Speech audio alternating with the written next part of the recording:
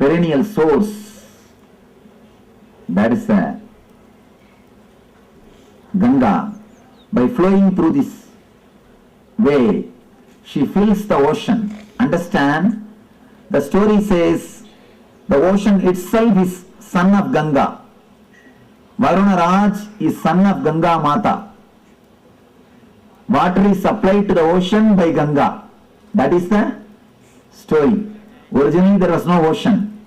There was no water on the planet Earth. It is through Ganga first water came to the planet Earth. And because of Ganga flowing continuously, all the oceans are created. It is from Ganga original water source started. Then she goes and merges into the Samudra, Samudra Raj, the son of Ganga Mata.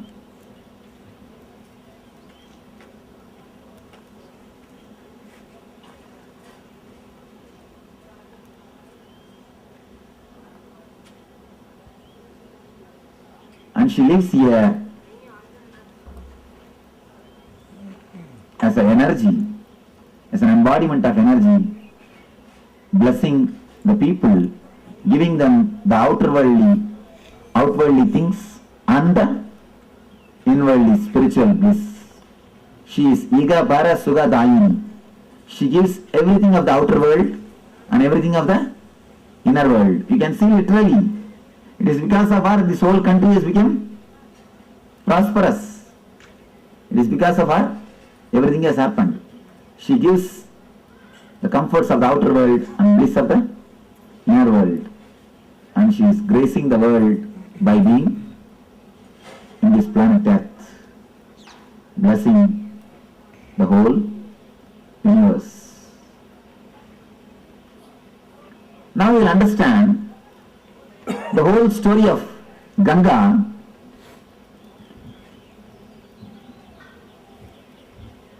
from the dimension of a spiritual enlightenment.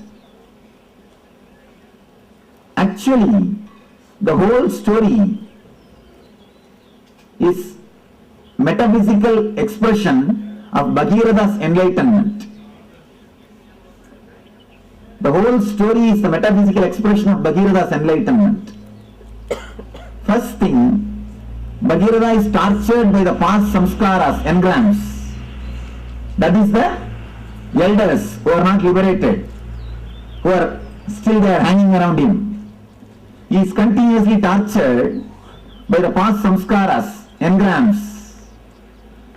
So he does tapasya towards the creator of the whole universe. Continuously meditates.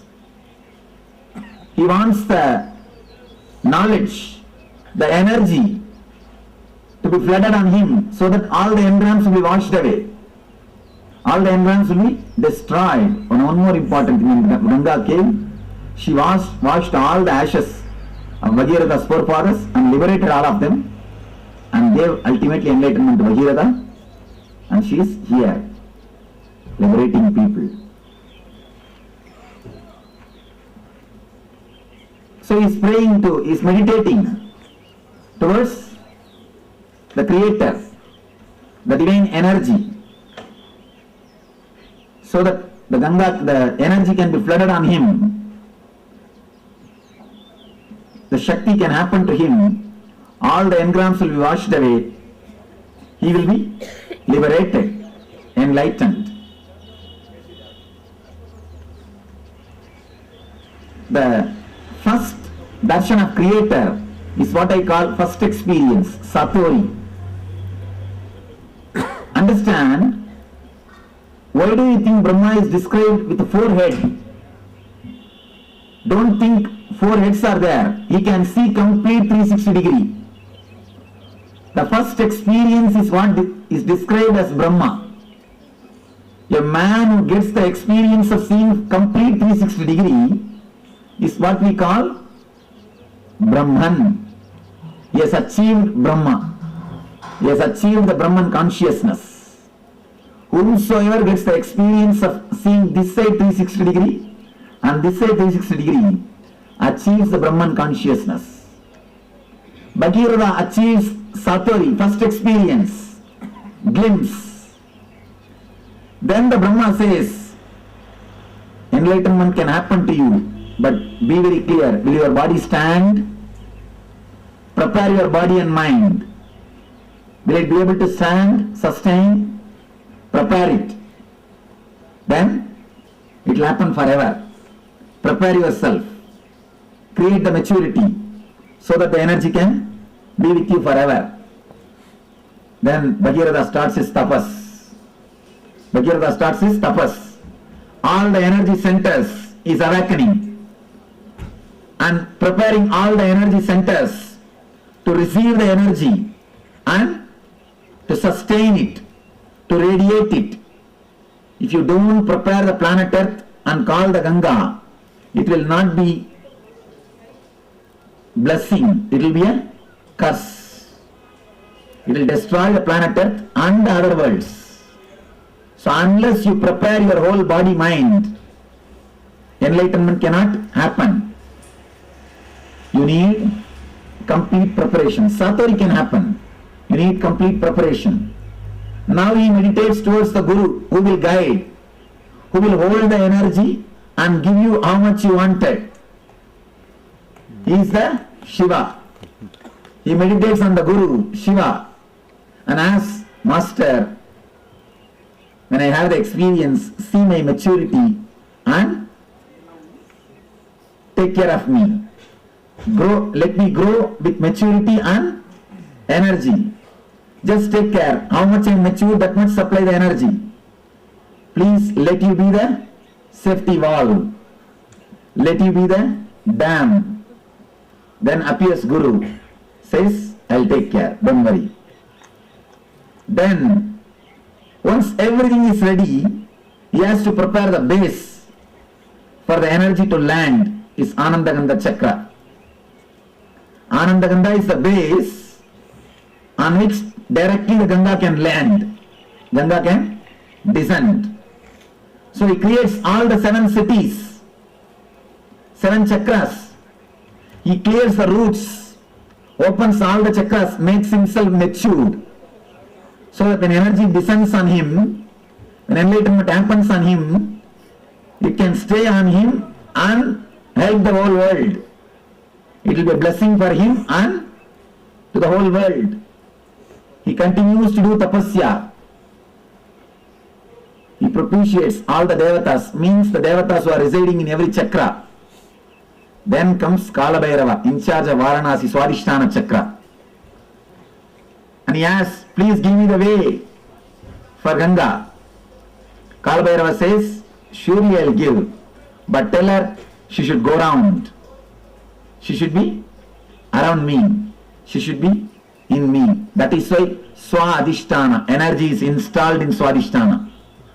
Energy is installed in Swadhisthana. It is Swadhisthana where the self is established. Himalayas is Anandagandha. Varanasi is Swadhisthana, where the energy is installed, where the whole energy takes a turn, where whole energy takes your turn. He propitiates all the devatas, prepares the whole thing, then intensely starts meditating, calls the Ganga. So Brahma blesses, Vishnu blesses, Ganga has come out of the Kamandalu, straight away she is landing, but still enlightenment has not happened. Ganga has left there, but she has not landed here. Whatever can be done, all the tapas is done. Everything is done. Whatever meditations can be done, whatever tapas can be done, whatever struggle can be done, everything is done. Enough. Now Ganga is not happening. He just relaxes, dropping all the efforts. Enough now, nothing can be done. What to do? Nothing can be done. So when he relaxes, surrenders at the feet of Guru, the Lord Shiva, out of his grace and compassion, he moves one hair. Then lands Ganga in Anandagandha Chakra to flood the whole world with the spiritual energy and runs to all over the world, not only to Ganga Sagar, till LA.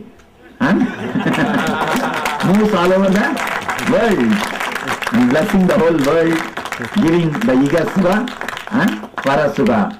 Not only washing the engrams of Bhagirath, blessing the whole planet Earth, whole universe by radiating the divine energy, by radiating the spiritual energy, by radiating Ananda Shakti. So the whole story is metaphysical representation of Bhagirath's enlightenment. So Jnana Ganga is here. Just learn how to fall into it. Vivekananda asks Ramakrishna. Ramakrishna says, if the Amrita is there like an ocean, how will you drink? Vivekananda says, I will become a bee, fly, sit in a corner and drink slowly. Ramakrishna says, fool, why are you be so silly? Why don't you fall into it? Vivekananda says, no, if I fall into it, I may die. Then Ramakrishna says, that is what, that much only understood. In Amrita Sagara, even if you fall, you will not die. Because it is Amrita. The moment you touch the Amrita, how can you die?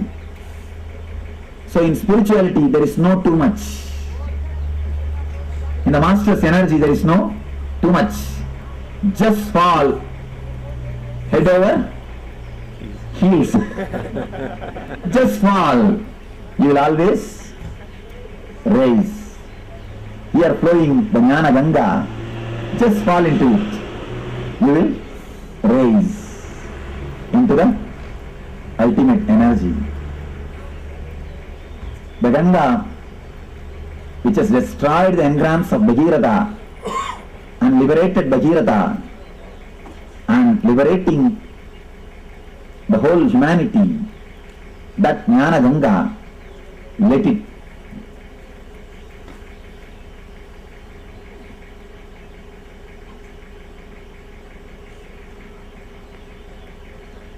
Ananda Shakti, the Ananda Shakti, which has liberated Bhagirath, which has liberated the whole humanity, which is liberating millions of seekers.